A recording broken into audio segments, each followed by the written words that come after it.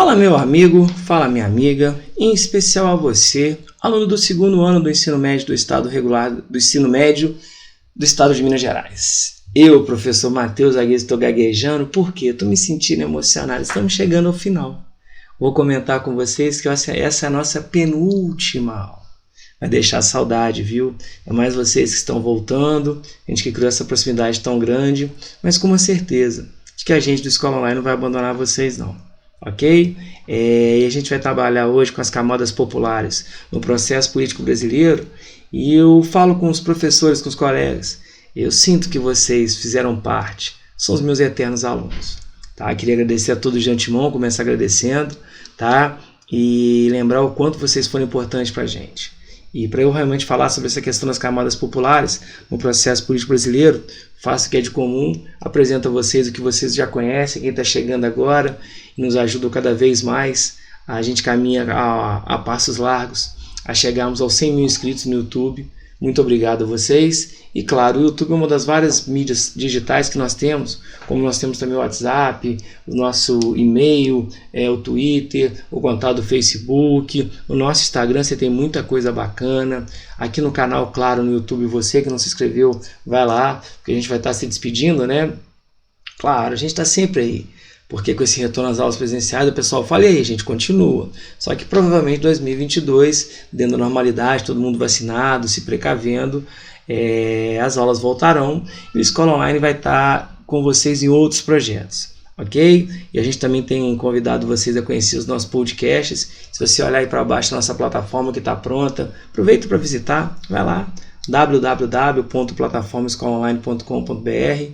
Então, galera, tudo isso só é possível por sua causa. Então, mesmo com essa minha falha, um pouco de emoção, eu queria convidar vocês a fazer o que a gente faz sempre. Vem comigo para rodar a vinheta e bora lá?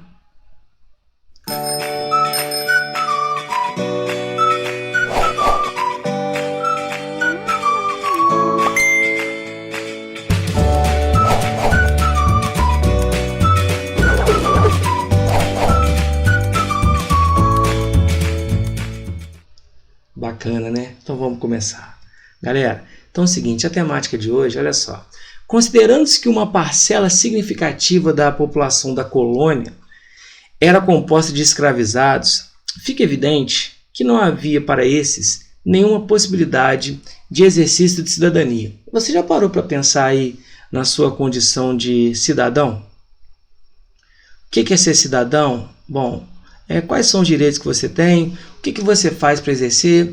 Então, os escravizados não tinham qualquer oportunidade de exercer o direito de cidadão, no menor grau que fosse. Privados de direitos civis básicos, como integridade física, olha os açoites que eram submetidos, as violências, as humilhações, liberdade, em alguns casos, até mesmo a vida, foram longos os caminhos até a inserção desses indivíduos como titulares de algum direito perante a lei. E tem gente que vai falar que o Brasil não tem o quê, galera? Que o Brasil não tem racismo?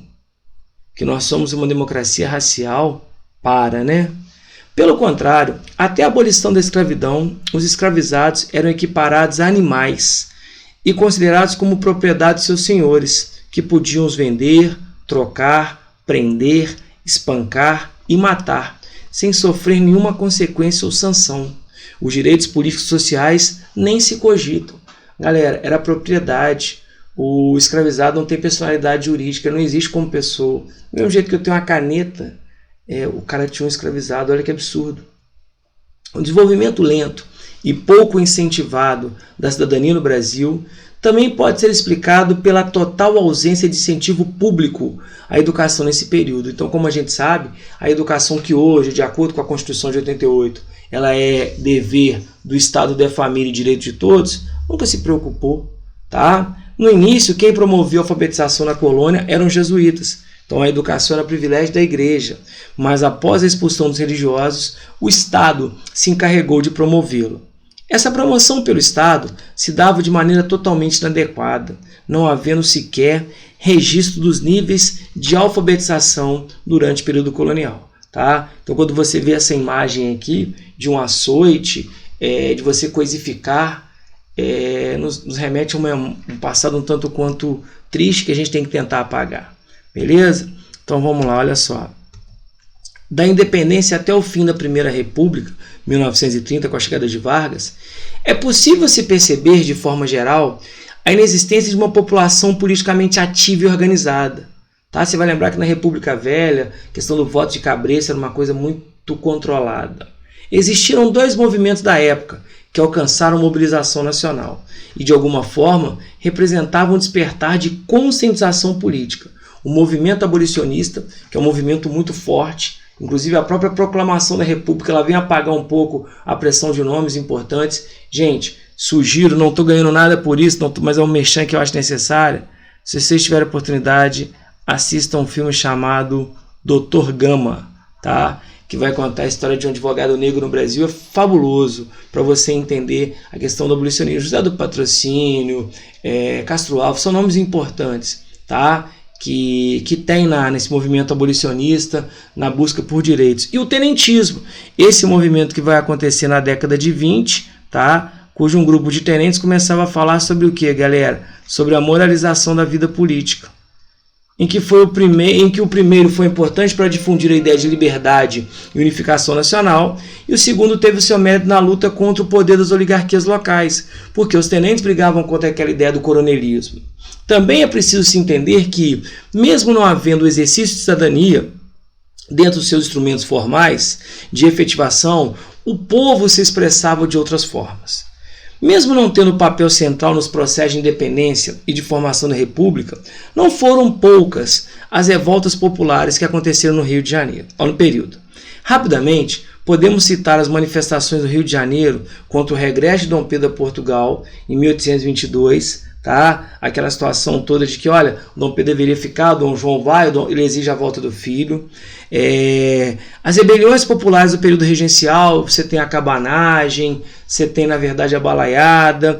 A revolta do Vintém, não sei se muita gente ouviu falar, a revolta do Vintém, galera, é a revolta que vai acontecer em função do que? Do protesto, aumento do preço da passagem dos bondes. E claro, é igual quando a gente teve as manifestações dos 25 centavos.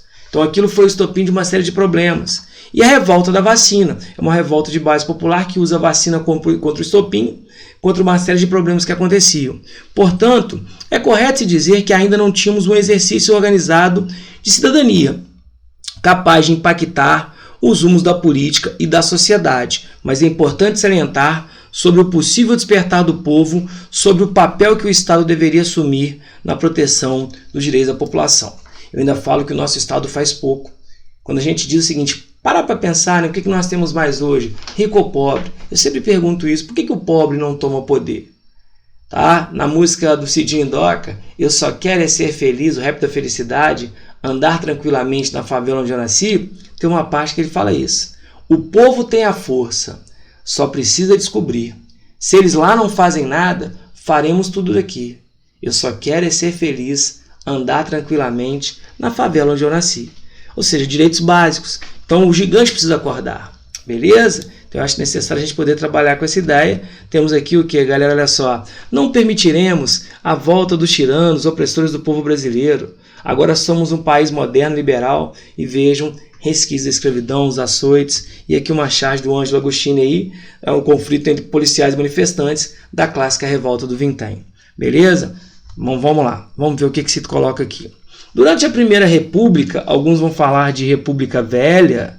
Show de bola, galera, olha só.